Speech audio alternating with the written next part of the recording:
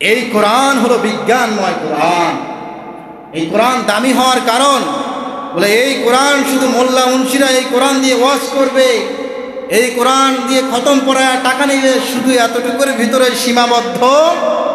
এই কোরআন হলো ডাক্তারি চিকিৎসা, এই কোরআন হলো ঔষধ।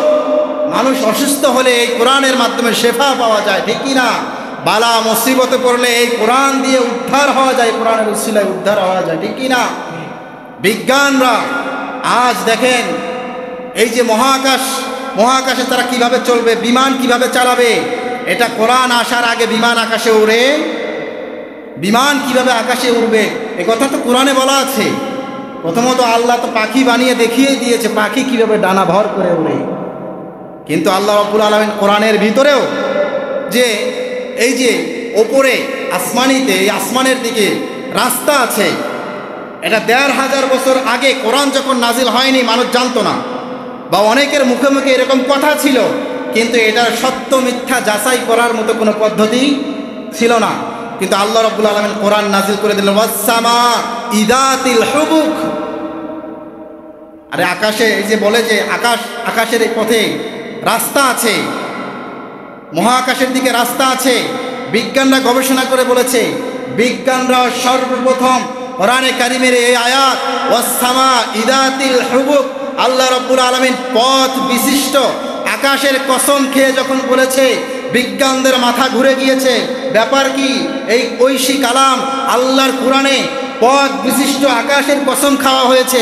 আমাদের দুচক্ষে তো এই পথ দেখা যায় না, তারা যন্ত্র আবিষ্কার করতে লাগলো, আবিষ্কার করতে করতে এক পর্যায়ে তারা দেখতে পারলো, হ্যাঁ এই আকাশের দিকে অবশ্যই রাস্তা খুঁজে পাওয়া। আল্লাহু আকবার। তাহলে বিজ্ঞান আগে না কোরআন আগে? কথা বলেন, পৃথিবীর এই যে নাসা আগে না কোরআন আগে? বলেন কোরআন আগে। তাহলে এই কোরআন শুধু আমাদের জন্য, এই যে কোরআন পড়িয়ে পড়িয়ে মসজিদে চাকরি করবো আর হাদিয়া নেব, বিষয়টা এখানেই সীমাবদ্ধ নয়।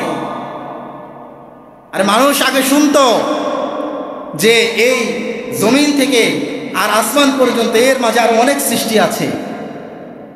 বায়ুবিজ্ঞান গবেষণা করে তারাই তো বিমানের পথ নির্ণয় করেছে, এবং বিজ্ঞান বলেছে যে জমিন থেকে আর আসমান এই দুইয়ের মাঝখানে চুম্বক আছে, চুম্বকীয় শক্তি আছে, ঠিক কিনা? এই চুম্বকীয় শক্তির মাধ্যমে বিমান চলাচল করতে পারবে। এই খবর কোরআনে আগে দিয়েছে। ওয়া আলামাতিন নাজওয়া, এই আয়াতগুলো ব্যাখ্যা করলে পাওয়া যায়। আমরা পৃথিবীতে যখন চলতে যাই, আমরা বিভিন্ন জায়গায় যখন রাস্তাঘাট চিনি না তখন লোকেশন ট্র্যাক করি, ঠিক কিনা? রাস্তাঘাট বের করার জন্য আমরা লোকেশনে গিয়ে, এটাকে জিপিএস বলে নাকি, ট্র্যাক করে আমরা রাস্তাঘাট খুঁজে বের করি। আর জিপিএস বানানোর আগে, এই লোকেশন বানানোর আগে আল্লাহ রাব্বুল আলামিন এরকম লোকেশন আকাশে আরো আগে সৃষ্টি করেছে। আল্লাহু আকবার। আর এই কথা আল্লাহ তাআলা কোরআনে বলেছে ওয়া আলামাতি বিন নাজওয়া। আল্লাহ রাব্বুল আলামিন তরকারাজি বানিয়েছে। এখনো পর্যন্ত নাবিকরা যারা নৌপথে চলাচল করে, এখনো পর্যন্ত তারা তারকার সাহায্যে রাস্তা নির্ণয় করে, ঠিক না? উপরিপথে যখন চলে তখন এখনো পর্যন্ত বিভিন্ন ধরনের দিক নির্দেশনা, আল্লাহ তাআলার বানানো দিক নির্দেশনা নিয়ে তারা পথ চলে, ঠিক না? তাহলে এই কোরআন শুধুমাত্র খতম করার জন্য, শুধুমাত্র ইমামতি করার জন্য, নাকি সর্ব অঙ্গনে এই কোরআন ছড়িয়ে আছে? আল্লাহু আকবার। এই কোরআন নাজিল করেছে যিনি, তিনি কে? যার উপরে নাজিল করেছে তিনি কে?